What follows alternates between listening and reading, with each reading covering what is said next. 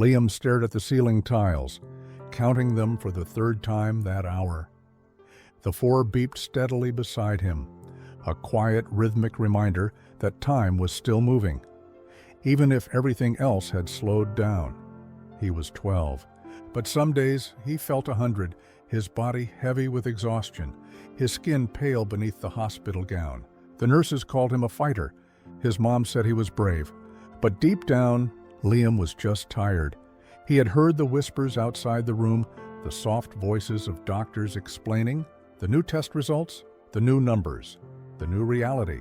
Late-stage leukemia, months at best, maybe less. Dr. Reynolds had been kind, his voice gentle, as he sat by Liam's bedside and tried to smile without letting it tremble.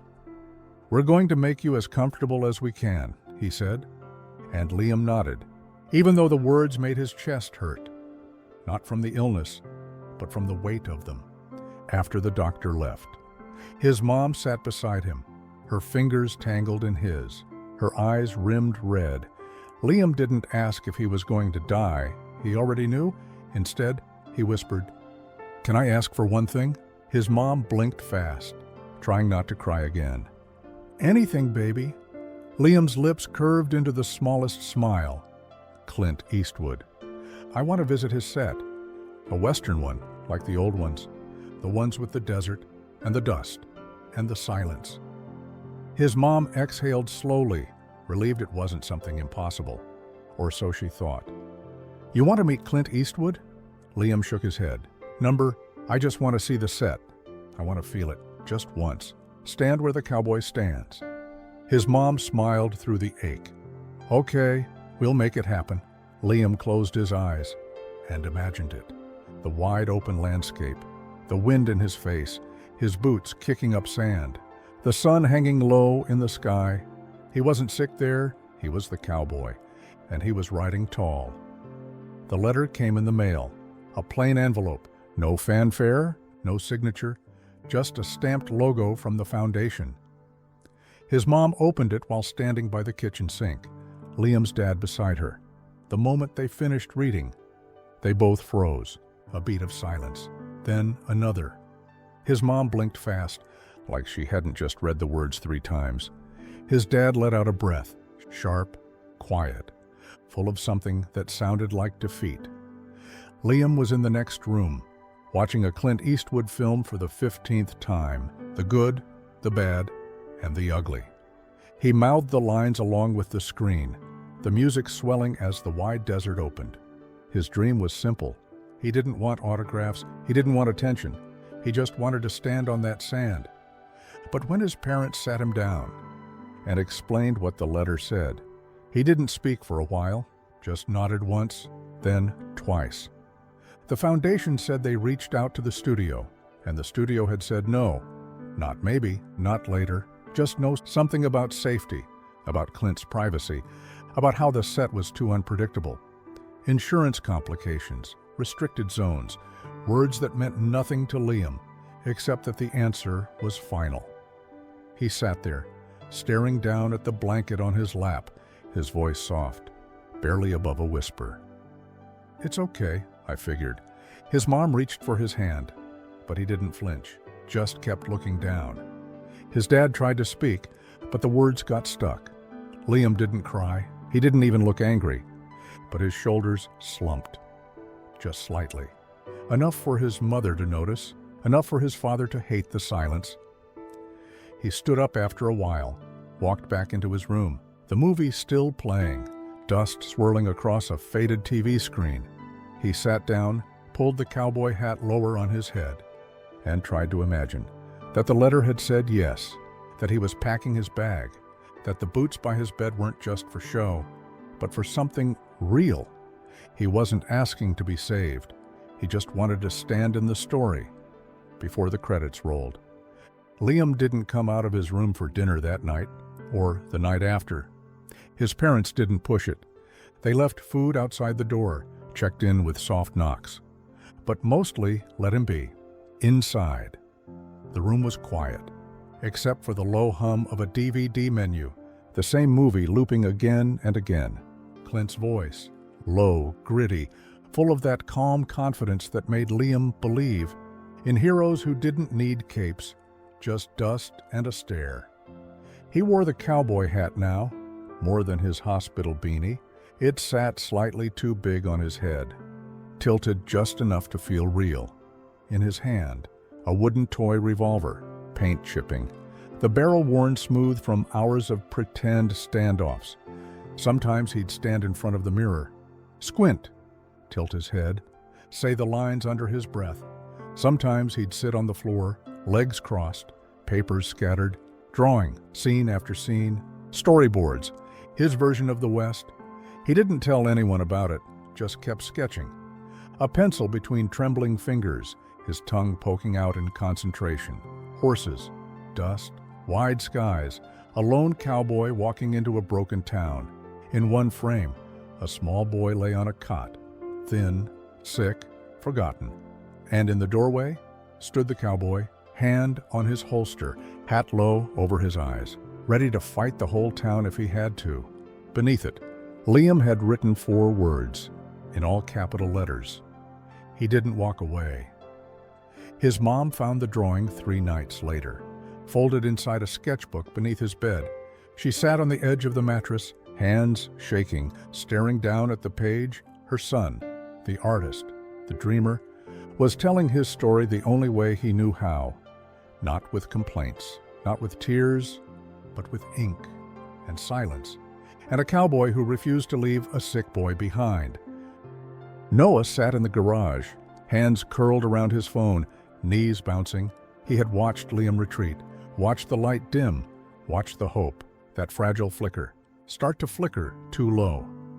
He wasn't good with words, not like Liam, not like their mom, but he was good with emotion, and right now, he was overflowing with it. So he hit record. The first few seconds were shaky. Just him, in a hoodie, bags under his eyes, voice tight. "This is for Clint Eastwood," he said. "And if anyone knows how to get this to him, please do." He explained everything. Liam's diagnosis, his dream, the denial. His hands shook halfway through, but he didn't stop. "My brother's a cowboy," Noah said, voice cracking. "He's 12, but he's tougher than anyone I know. He likes your movies, he lives in them. And all he wanted, his last wish, was to stand where you stood, just once." And they told him no. He paused, eyes glassy. "But if I've learned anything from those movies, it's that a real cowboy doesn't quit when things get hard. He fights, he rides, he shows up." Noah's jaw tightened. "So I'm showing up for him. Because he can't fight this one alone." He hit post and walked back into the house, unsure, anxious. He didn't expect much. But by morning, his phone had exploded. Comments, shares, tags, hundreds, then thousands, then tens of thousands. Ride for Liam started trending. Celebrities, journalists, people from all over the country sharing his video, retweeting his plea. By the time Noah checked the news, even national outlets were picking it up. But one reply made him drop the phone.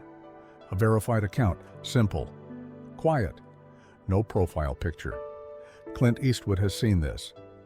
The numbers kept going up. Shares, likes, comments, retweets. But Clint didn't answer. Not directly, not through a representative, not through the studio. Just silence. The kind that stretches too long, starts to echo. At first, people believed. They flooded the thread with support. Cowboy emojis, heart emojis, hashtags, and hope. But then the trolls came, like they always do. "He's just an actor, not a god. Get over it. This is emotional manipulation." Noah tried not to read them, but they bled into everything. Liam stopped asking. He didn't talk much now. Just watched the same films in quieter loops.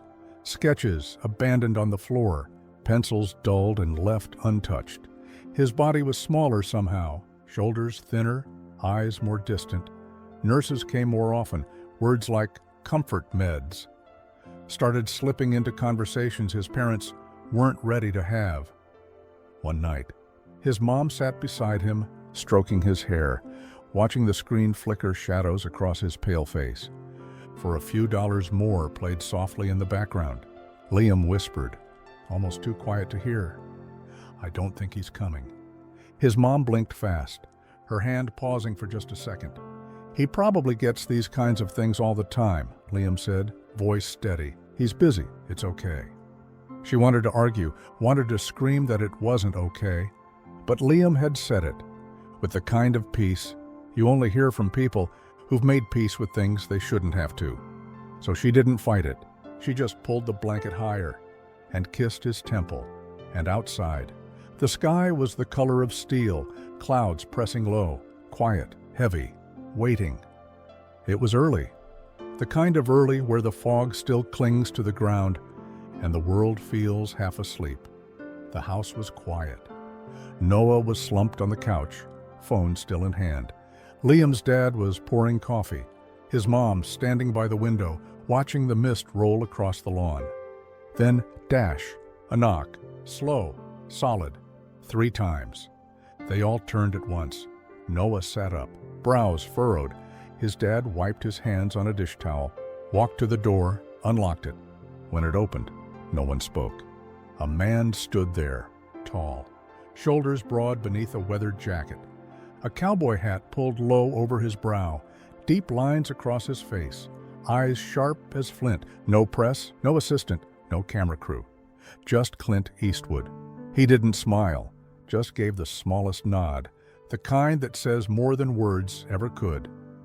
Noah's mouth dropped open. His mom gasped. His dad forgot to breathe. Clint looked past them, into the house, like he already knew exactly where he was going. "Is Liam awake?" he asked. His voice just like the movies. Gravel, sun-baked, steady. His mom nodded, eyes glassy. Yeah. Clint stepped inside, boots thudding softly against the floor, removing his hat, holding it respectfully against his chest. He didn't ask for permission, didn't wait for cameras, didn't pose for a moment. He just walked down the hallway, toward a small bedroom at the end. Noah turned, his voice barely a whisper. "Is this real?" No one answered. They just stood there, watching Clint Eastwood disappear into the fog of their home. And down the hall, a sick boy sat up in bed as his hero stepped into the room. The room smelled like antiseptic and orange-flavored medicine. Liam was awake, barely, his eyes glassy from fatigue, from the weight of too many treatments, too many goodbyes. He was watching Unforgiven again, the volume low, the light from the TV flickering against the pale blue walls. The door creaked open. He turned his head slowly, thinking it was a nurse, or maybe his mom, but instead, Clint Eastwood stepped through. No movie screen, no trailer, no stunt double, just Clint. Older now, but no less towering, his presence filling the tiny bedroom like it was a movie set. Liam's breath caught. Clint looked at him, long and quiet, then took a step forward, and without a hint of ceremony, without a single rehearsed word, he knelt down beside the bed, eye to eye, then said, in that low, sandpaper voice, "Get your hat, partner. Let's ride." 6 words. That cracked something wide open. Liam blinked, twice, as if making sure this was real. Then dash. He smiled, the first real smile in weeks. The kind that made his cheeks ache. The kind that made his mom choke on a sob behind the door. Clint stood, gently tipped his hat, and reached into his coat pocket, pulling out something wrapped in leather, a pair of hand-tooled cowboy gloves, small, custom. "You're going to need these," he said. Liam took them with both hands, his fingers trembling, but steady, his voice barely there, but strong. "Where are we going?" Clint smiled, that subtle, knowing smirk, someplace where the dust still talks. And just like that, Liam was out of bed, slow, shaky, but standing, because when your hero tells you to ride, you don't ask questions, you saddle up. They drove in silence, Clint behind the wheel, Liam in the passenger seat, hat on his head, gloves in his lap. The sun had just started to rise, casting gold light across the horizon, painting the road in soft, sleepy color. They turned off the main highway, onto a gravel road that cut through a stretch of open land just outside town. And then it appeared, a full Western set, not a backdrop, not a studio lot, a living, breathing frontier town built overnight, wooden storefronts, a saloon with swinging doors, a jail, a water tower, a corral with real horses, dust kicked up in the breeze, sunlight bouncing off a tin sheriff's badge nailed to the door. Actors stood waiting, in full costume, dusters, spurs, cowboy boots worn from real use, and not one of them smiled. They stayed in character. Because this wasn't just for fun, this was for something sacred. Liam stepped out of the car slowly, his eyes wide, his voice lost. The world had changed. The line between movie and memory blurred. His feet sank into the dust, his shadow long behind him, as he walked into the town like a real cowboy. Clint followed, a silent guardian, watching every step. A rancher approached, tipped his hat. "Welcome to Redemption Ridge, Marshal." Liam blinked, looked down. A star-shaped badge was pinned to his chest. He hadn't even noticed it. A whisper of laughter escaped him. His mom and dad, Noah, the nurses, they were there too. Watching from the edge of the set, tears in their eyes, hands over mouths, because this wasn't just a scene, this was a gift, a world built from scratch, by calloused hands and quiet determination, all orchestrated by a man who didn't need applause. Clint stepped beside Liam, nodded once. "You ready to shoot your first scene, Marshal?" Liam squared his shoulders, his voice clear. "Let's ride." Liam stood in the middle of the street, the dust curling around his boots, his hat tilted low, the sun burning gold above him. His name wasn't Liam today. It was Marshal Jack Rivers, the youngest lawman in the West, sent to save a town that had forgotten how to believe. His costume was perfect, leather vest, bandana, badge catching the light. Clint stood behind the camera, arms crossed, eyes squinting like a director on his 20th film. Because he was. But this time, he wasn't the star, Liam was. And Clint had written every scene, every line, every dusty stare down, just for him. The crew didn't go easy on him, not in the fake way. They treated him like one of them, a real actor, a real lead. "You're up, Marshal," someone called from behind the camera. Liam stepped forward to his mark, checked his holster. Clint leaned in. "You want to call it?" Liam nodded, took a deep breath, and shouted, with everything he had left in his lungs. "Action!" The scene began. Two outlaws at the saloon, a town held hostage by fear, and the boy who stood between them and what was right. Liam delivered his lines steady, his voice strong despite the tremor in his hands. He rode a real horse, with help from the wrangler, even got to leap off for a showdown. He laughed after the first take, his cheeks flushed, his eyes brighter than they'd been in weeks. They ran scenes all morning. Clint letting Liam step behind the camera. "Move that a little left. Can we get more dust in that shot? Cut. One more take." Every time Liam gave direction, people listened, not because he was sick, but because he was good. Clint watched, silent, arms still crossed, but there was pride in his eyes, like a teacher watching his student not just perform, but take flight. The script called it the final stand, last scene, last light of day. Liam stood at the edge of town, backlit by sunset, his coat fluttering in the wind. A crowd of extras watched from the porch of the saloon, the townspeople who had once turned their backs, now waiting to be saved. Clint stepped forward, held out the final page of the script. "You sure you're ready?" Liam looked up and nodded. He'd been practicing this one in secret, alone, by the mirror, over and over. Clint gave him space, walked off to the side, arms folded, jaw tight. They rolled cameras. Liam stepped forward, slow, measured, boots kicking up dust. Then he stopped, faced the crowd, and said the line, "Even the sickest kid can ride tall." His voice cracked, but didn't break. He let the silence hold, let the weight of the words settle, then turned and walked away. The camera followed. Long shot, no music, just boots, wind, and the creak of the town coming back to life when Clint called cut. No one moved. For a second, not even the wind dared to breathe. Liam looked over, eyes glassy. Clint didn't speak, just nodded once. His eyes glistened. But he said nothing. Because sometimes words ruin things, and this was already perfect. Someone clapped, soft, unsure, then another, then the whole crew. Liam smiled, wide and wild and real, and Clint just stood there, hands in his pockets, watching the boy ride tall. They called it a wrap, just as the last rays of sun dipped behind the hills.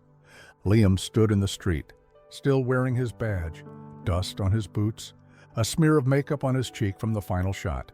He thought that was it. Thought they'd pack up the gear, load the trucks, say their goodbyes with tired smiles and back pats. But the crew had other plans. As the sun disappeared, the lights came on, strings of soft bulbs lit up the corral. Lanterns hung from tree branches. Music played low from a speaker tucked behind a hay bale. And when Liam turned the corner, the whole cast and crew stood waiting. Someone yelled, "Surprise!" And the laughter that burst from Liam's chest was the kind that came from deep down, the kind he hadn't felt in a long time. There was cake, root beer in tin mugs, a guitar passed around for old country songs. They gave him a director's chair, his name painted on the back, Marshall Jack Rivers in gold lettering. But the gift that made him stop, made his breath catch, was handed to him by Clint himself. A leather-bound script, worn at the edges, stitched by hand. Inside, every cast and crew member had signed their names. Some left notes, some left drawings. Clint's message was last, written in thick black ink, to the toughest cowboy I ever met. Keep riding tall. Clint. Liam didn't say a word. He just hugged the script to his chest and nodded. Thank you. He whispered it like a prayer, and the stars blinked awake above them, watching over a boy, a crew, and a man who didn't believe in fanfare, but had given this kid the biggest ending of all. The party ended slowly, quietly. People left in pairs, boots crunching on gravel, voices dropping to whispers. But Liam stayed, curled up on a blanket under the stars, his cowboy hat tipped back, script still clutched in his arms. Clint sat beside him, legs stretched out, hands resting on his knees. They didn't talk at first, just listened to the wind in the trees, the faint hum of the last song echoing from the barn. After a while, Liam turned his head. Do you think cowboys are real? Clint didn't answer right away, just looked up at the sky, then said, yeah, but not in the way people think. Liam waited. Cowboys ain't just about horses and guns, Clint said. It's about standing up, even when you're outnumbered, about fighting, even when the fight's already lost. He paused, and doing the right thing, even if no one ever sees it. Liam nodded slowly, his eyes half closed, his body tired, but his spirit still sharp. Am I one of them? Clint turned to him, his face soft, but serious. You've got grit, kid, more than most grown men I've met. He leaned over, pulled Liam into a hug, not awkward, not quick, but real. Liam melted into it, his small frame against Clint's chest. You're one of the good ones, Clint whispered, then pulled back, gave him a gentle pat on the back. They sat like that, for a little while longer, just a boy and a cowboy, beneath a sky full of stars. And for that moment, there was no illness, no ticking clock, just legacy and light, and the kind of goodbye that doesn't need words. The house was quiet. Sunlight slipped through the curtains, casting soft lines across the floor. Liam's room hadn't changed, his boots still by the bed, the storyboard sketches still taped to the wall, his badge resting on the edge of his dresser, catching the light like it always did. His mom stepped in, just after sunrise, a tray in her hands, warm tea, toast, his favorite. But he wasn't awake. Not this time. He lay curled beneath the covers, face peaceful, his chest still, hands tucked beneath his cheek, like he'd fallen asleep dreaming of wide skies. On the nightstand, his script, still open to the final page, a toy revolver beside it, scuffed and worn, and Clint's hat, resting gently like it had always belonged there. His dad sat on the floor, tears running quietly down his cheeks, his hand on Liam's blanket, steady, present. Noah stood in the doorway, eyes red, fists clenched, trying to be the strong one, but no one spoke, because there were no words. Not for this. Later that night, they went through Liam's journal, sketches, thoughts, snippets of scenes he never got to film, and near the back, in a page torn slightly at the corner, written in blue ink, "I got to be the cowboy." His mom read it out loud, her voice cracking in the middle, then falling to a whisper. Noah took the page, held it to his chest, like maybe if he held it long enough, he could still feel Liam's heartbeat through it. The funeral came quietly. No speeches, just music and dust. And in every seat, someone held something Liam had touched. A drawing, a quote, a smile. They buried him beneath a wide tree, facing west, so he could keep watching the sunsets and riding in whatever came next. 2 weeks later, Clint posted one video. No caption, no hashtags, no trailer, just a title card. Simple, white on black. The Last Ride, a film by Liam Carter and Clint Eastwood. The world watched. At first, they didn't know what to expect. A short film, 10 minutes, grainy dust, a boy in a cowboy hat, walking into town like he belonged there. And he did. Every shot felt sacred, every line soaked in something heavier than acting. Liam's voice rang out, steady, strong, immortal. Even the sickest kid can ride tall. And in that moment, the screen stopped being a screen. It became a window into what courage looks like when it doesn't shout, when it doesn't need permission, when it just shows up anyway. People cried, shared it, passed it along. Millions of views, millions of hearts cracked open. News anchors tried to explain it. Film critics called it a masterclass in meaning, but most people just called it what it was. Real Clint didn't do interviews, but when asked about the film, he gave one quote, simple, quiet, like everything he ever said. That boy had more heart than Hollywood's ever known, and the world believed him. Schools played it in classrooms, charities used it for inspiration, kids sent drawings of Liam in cowboy boots, and on the ranch where it was filmed. A wooden sign now hangs over the saloon doors, burned into the grain, Redemption Ridge, home of Marshal Jack Rivers, because sometimes a cowboy doesn't just ride into town, he changes it forever. Months passed, the dust settled, but the story didn't fade, not in the town, not on the ranch, and not in the hearts of the millions who had watched. The Last Ride. Liam's name was everywhere, but not like a trend, not like something that would come and go. It stayed, carved into conversations, into classrooms, into the quiet moments when people needed to remember what courage looked like. One morning, Clint sat down for an interview. He didn't usually do them anymore, but this one was different. The reporter asked him why he showed up that day, why he built the set, why he gave Liam that story. Clint leaned forward, hands folded, voice low. Sometimes the smallest cowboys have the biggest hearts. He didn't say anything else. He didn't need to.